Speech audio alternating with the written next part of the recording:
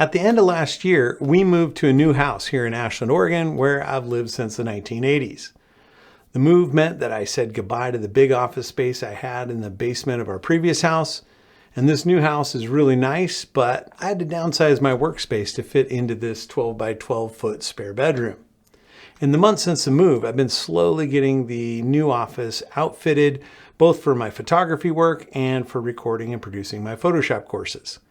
At this point, studio video tours feel kind of 2018, but I still enjoy watching them, and a few people have expressed interest in seeing how my new space is set up. So this video is admittedly for a very narrow audience, so thanks for being one of the few. I'm also not trying to sell anything. I'm not associated with any of the products that are in my office. I don't have any affiliate links that I want you to use. And in many cases, I probably don't know or won't say what a particular piece of equipment is. Now, if you're looking for recommendations for equipment for your own studio build, I'll link to some of the videos that I found helpful down in the description.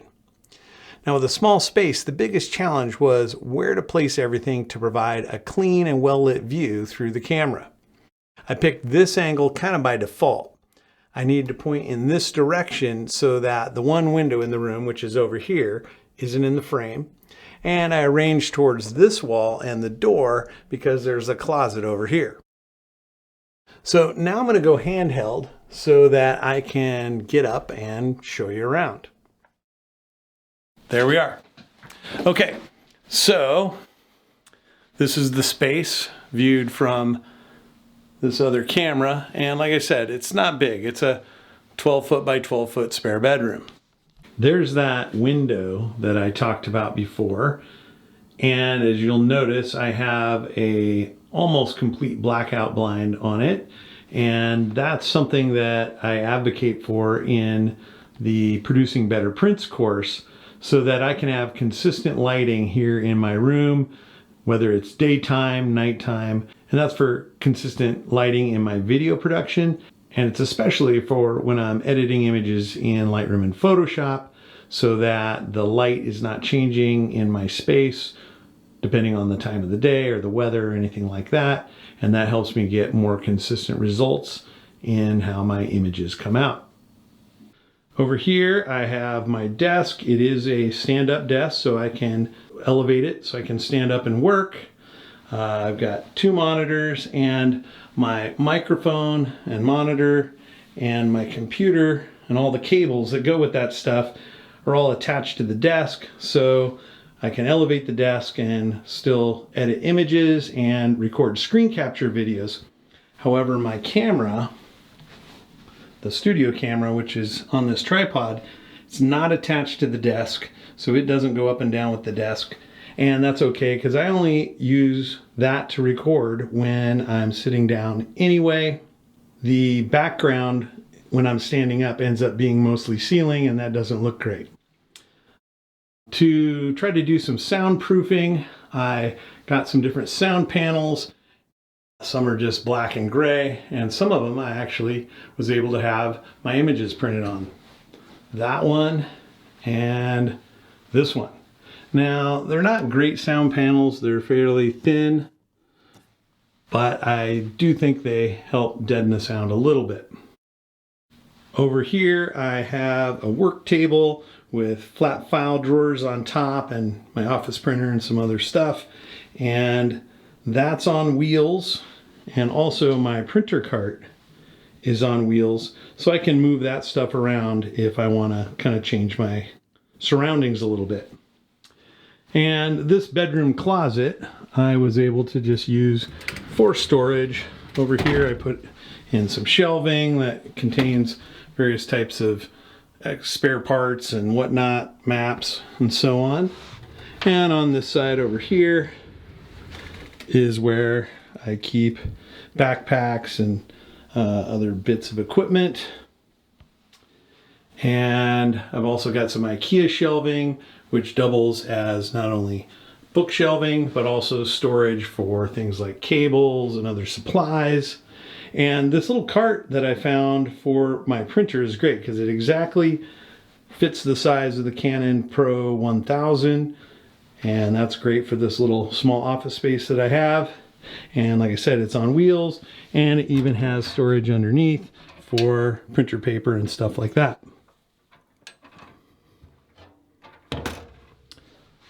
Let's see, in terms of video production, I had to do some studio lighting in here. My old office had great track lighting all along the roof that I could use for spotlighting and fill lighting. And this little bedroom just has that one crappy little center light in the middle. And instead of installing track lighting, I decided to see if I could do it with studio lighting. So I've got my shotgun mic. It's a Rode shotgun mic right here. Hovers just out of frame. And I've got two key lights or face lights, one on this side and one on this side. And those allow my face to be lit without getting their reflection in my glasses. You know, if I turn this way or this way, you can see the reflection. But one fill light directly in front causes a reflection, and that's distracting. The teleprompter is what I use for when I'm recording and producing a video using a script. And underneath the iPad that I use for the teleprompter, I have a small little monitor that I use for projecting up like the Zoom window when I'm doing a Zoom call. That way I can look directly into the camera when I am on a Zoom call or doing a webinar, something where I want to speak to the audience. And let's just see, I've got all the lights set up on remote switches around the room so that I can turn them on and off right here without having to get up. So they're all on right now, and let's try turning them off. I'm going to flip this around so that it is on my face. And so this is what it looks like with the studio lighting on, and let's turn it all off.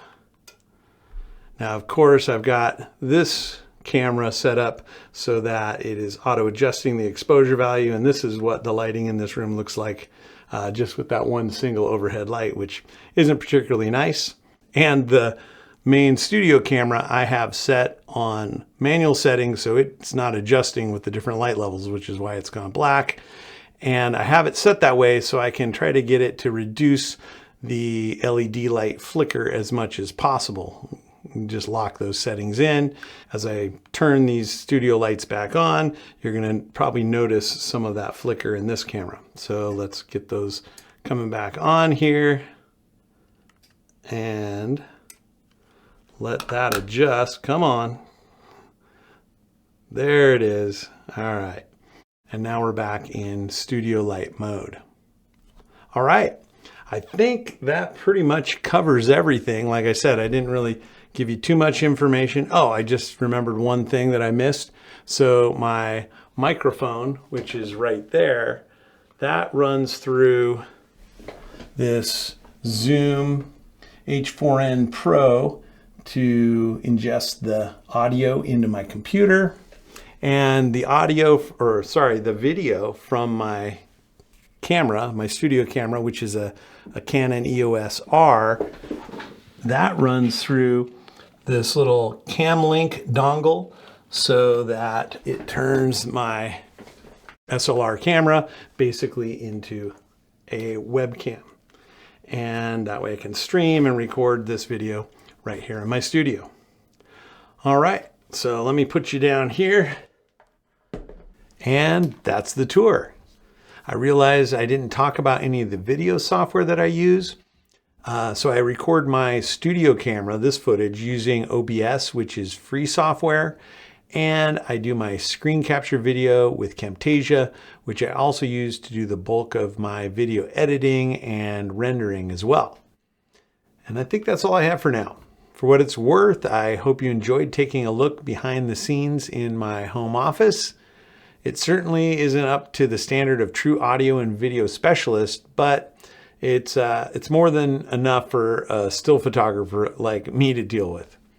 I think the video and sound that I have work fine for the type of productions that I do, whether it's YouTube, live online presentations, or producing my Photoshop courses, but let me know what you think. And I'd also be glad to answer any questions you have about anything that I glossed over or left out. And don't forget to check out the videos that I have linked below if you want more information about what and where to get similar types of studio equipment. So thanks as always for tuning in, and I look forward to seeing you again soon.